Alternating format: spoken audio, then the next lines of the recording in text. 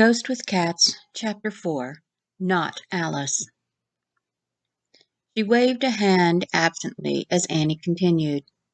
Look, I'm going to route what energy buildup I can through 51's hub and the arrays, so tell Harp and the VLA they're about to get a big pulse.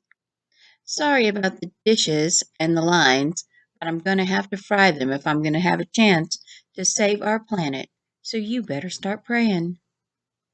She drawled as she glared at the camera. A man she didn't recognize appeared. Dr. Winters-Dove, I am sure you're overreacting. There is no indication that he was wearing a gray Cornelian suit with custom-tailored Kors shirt from what he could see. He was more corporate raider than scientist. He was all about the power and money. Rule for daily life number 3. Pretend to be the person they expect until you can be invisible again. Lemme guess. You're Bence. She smirked at his surprise as his surprise shouted at her. Knowing how to talk to him, she drawled in her granddaddy's thick Texas accent. How's y'all's corporate litigation department? Because I'll give you 4 locations. Alaska, Pakistan, India, Japan. And that is why my parents' research was shelved. Heck, Dr. Tesla himself wouldn't touch this crap. General Fenton, have you read Mr. Suit and Tie into Rabbit Hole? Because I was not Alice in that little fiasco, and I ain't going to do it again, she announced in a snarky tone. It's Dr. Bence. The suit glared at her, so she goaded him further. Oh, and Paul, have him explain to you why everyone else on Mom and Dad's original team is DOA or on the run, except Fritz, who I'm watching downstairs right now. She smiled malevolently as they squirmed. The Texan in her was enjoying this too much. She missed this person, missed how strong and feisty she was before that week. It was taking every ounce of will to be her again, because the real Annie was a ghost now, and she only wanted to hide in her house and wait for the world to end. Fitzgerald exceeded his authorization. Just take care of it, Annie. We'll be there in the morning, the general said. She rolled her eyes. Fine. Bring me a coffee and a couple of those sticky buns from that little place by the Jeffersonian. I'm going to the elevator now. Be a lamb and ring Fritz. And tell Suit and Tie it ain't Dr. Winters-Dove. It's just Miss Dove. I don't work for y'all anymore. We're down to 41 minutes. Her Texas twang sounded resigned and almost hopeless. You might want to call your grandkids in Selma and tell 'em you love 'em. Do it now, Paul. It may be your last chance if I can't fix this. Shaking her head, she disconnected the chat. Annie got up, tying her robe, and suggested, You may want to stay here, or you may want to take one of the vehicles outside and get as far from here as possible, because even if I can save our planet, this place is going to turn into a crater. Your cipher can get you to the rendezvous coordinates. There's a cabin. It belongs to my family. You can take refuge in it. We will stay with you, my lady, the admin declared. Annie rolled her eyes at him, and he noted it seemed to be her favorite expression of lack of confidence in another. I can't walk in there with the 3 of y'all, even if we are your guards. She frowned. They resembled humans closely enough, but they had very pale skin. Then there was their hair. She needed to do something about their hair. I need y'all to stand still for a moment. Y'all's hair is gorgeous, but it's too noticeable, she complained as she tucked the ciphers tight braid down the back of his uniform. She put a hat on him before she turned up his collar. She pulled the admin's single-linked hair into a low ponytail. Now he looked like he was Italian Asian, or perhaps Jewish Asian. Either way, he's gorgeous, a little voice in her head pointed out. She told it to shut up. Annie was actually grateful that Bence was using mercenaries, because she'd noted a couple on the security feeds with long hair. If they stayed in the background and kept their heads down, it might just work. He accessed the power grid for the entire complex and crashed it. The emergency lights came up after about 10 seconds. In the glowing yellow, they looked more human. So she set off the alarms all over the base. As the elevator slowly rose, she shut off the cameras on the surface. We're going to need a vehicle to get off this base, she mused loudly. Land or air? The admin asked. Air would be faster. Daddy was Air Force, so I can fly anything, she answered. He said something to his cipher and pet in a language that sounded like ancient Aramaic. Go. Just don't look anyone in the eye. Your eyes will give you away for certain, Annie warned them. They nodded and went outside in the evacuation chaos, heads slightly down under their hats. The elevator pinged and it opened. She handed Tall a pair of tinted glasses she took off of Jake. Here, this will help hide how different your eyes are, she told him as they stepped in. She pushed a lighted square on the wall, and he could feel them sinking. Why are you helping us? He asked. Because I wasn't the only one promised this research would never be used again. Your people were too. I have to fix this because everyone ever involved with Pandora, including my parents, are dead. During the last decade, it has killed hundreds of thousands of people, and they are still trying to use it. She said it tiredly, shaking her head as she stared down at her toes. She wiggled them in her fuzzy socks. There was a spot of blood on the left one. Tall noticed she trembled at whatever she was remembering. She felt terrified despite her bravado. A tear fell on her sleeve. She inhaled and exhaled suddenly and wiped her cheek. Her fear was trying to overcome her, and she was fighting it. Her mind reminded. Rule for daily life number 2. Do not dwell on your past or your pain. You did not die that week. The whole world was depending on her understanding of her dead parents' research to save it. Are you injured? Tall asked. Suddenly she seemed very vulnerable. Only in my soul, Annie murmured. Why did you call the energy Pandora? He was curious. My mom called it after the myth of Pandora's box. What do your people call it? My people call it the Song of Destruction. Pandora is the name of the spirit or angel of misfortune. He struggled with the translation. Well, either way it fits. That energy is the devil's work. It promises light and brings nothing but death.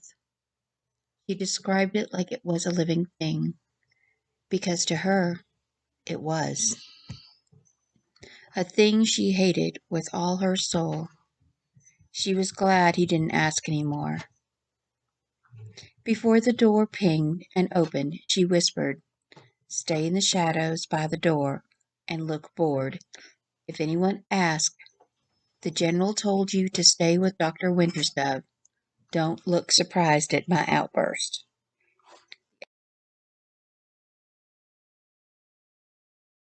The elevator stopped and opened.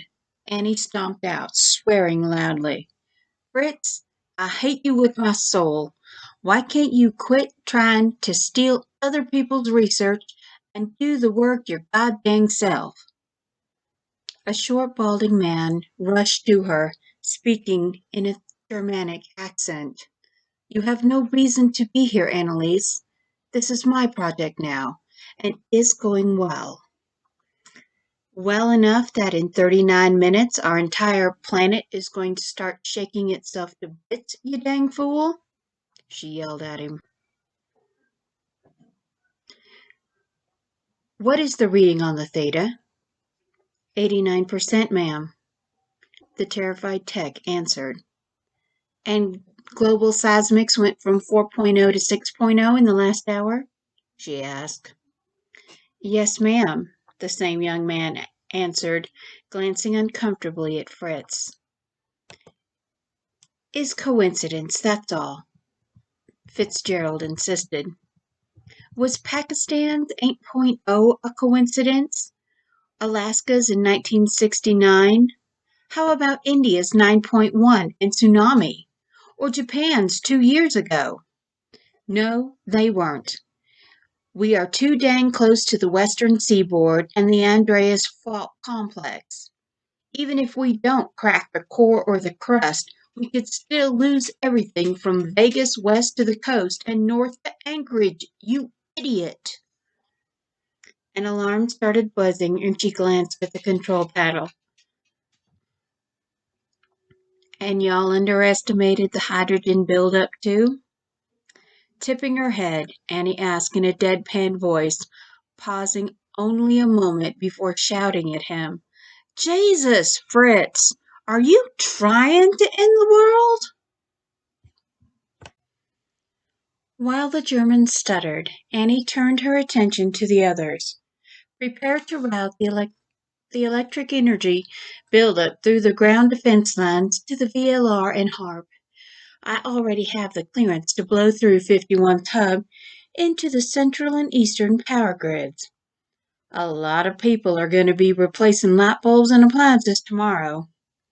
Everyone who doesn't need to stay here and doesn't want to die, leave now, she ordered. I need 2 people to stay and help me. Tall admired how she handled removing almost every person. Fear of death was a powerful motivator. The young technician was the only one who raised his hand. She swore under her breath, grabbed Fritz, and forced him into a chair. Oh, no, you don't, cowboy. Y'all started this rodeo, and you're gonna finish it. Hey, what are you doing? Aren't you going? A man in a guard uniform asked him. Vance Tall tried to copy her accent. General says I have to stay with her. The guard shrugged. Good luck, man. And he went up in an elevator full of people. Only Dr. Fitzgerald and the technician, named Matt Chalk, remained behind with Annie. Tall watched as the 3 worked over the next half hour to save her world. The whole time, Annie muttered loudly how much she hated the man she called Fritz and insulted his intelligence.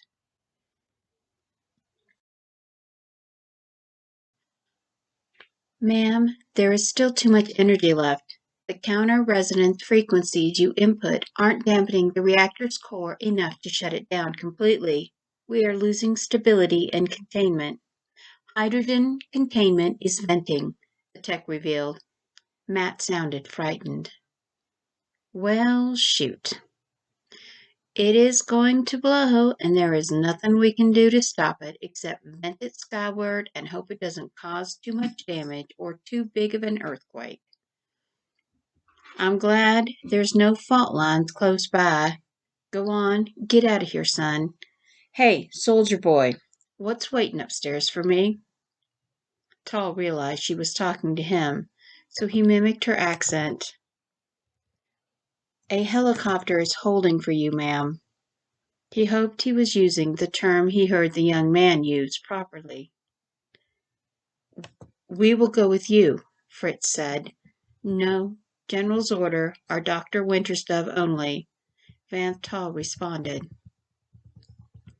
My parents' research, my responsibility.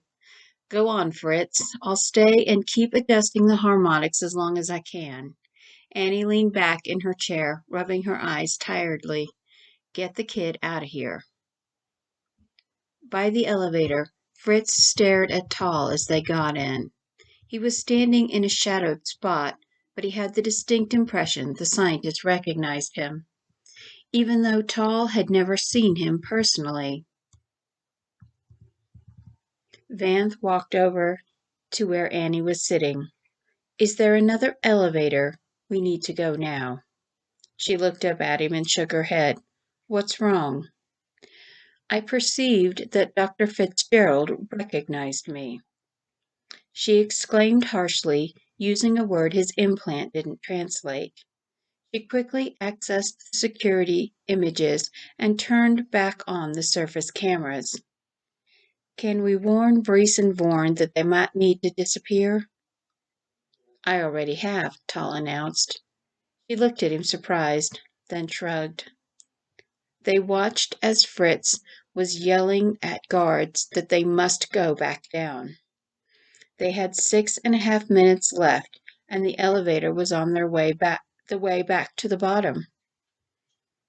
Okay, then we'll ride up when they want to come down, she decided.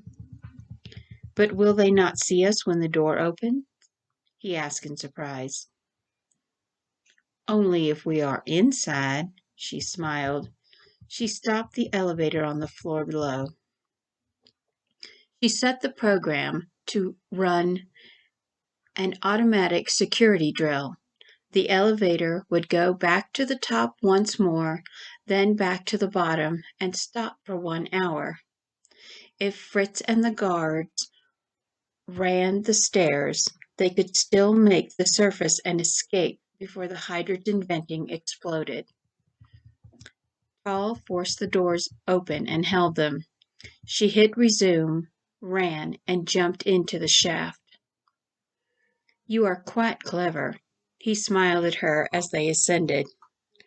It's only clever if it works, she winked, pretending to be as feisty as her Texan really was, or had been. The world could end in 5 minutes, and she was flirting with an alien. Maybe her therapist was correct. Maybe she had been isolated too long. Or maybe she had just finally cracked from the stress. It will work, my lady. He sounded more confident than she felt. Above the first floor, they stepped off onto the ledge around the shaft. They could hear Fitzgerald and 3 guards get into the elevator and go back down. Moments later, Brees's bulky form pried the doors open, bare-handed. He held them easily as Annie, then Vanth Tal, dropped onto the carpet. The tech named Matt stepped out of the break room, his jaw hung open, eyes wide. Oh my God, it's the aliens, he blurted out in shock. Well, yep, Annie declared nonchalantly. Aren't you glad they're on our side and rescued me from Fritz's mercenaries before they killed me? So I could stop Fritz from trying to blow up our planet again? That man really is a menace. Really? Matt questioned. But I thought they were invading. She laughed and drawled. Son, you've seen too many movies. We ain't got nothing they want. 4 minutes, Lady Annie, Vorn reminded. Come on, Matt. We'll drop you in the city, but you can't tell anyone I took the admin and his boys. Last thing our messed up planet needs is an interplanetary incident because some greedy industrialists decided our wars weren't enough of a profit margin for him, he declared as they hurried to the helicopter Bourne and Brees secured for them.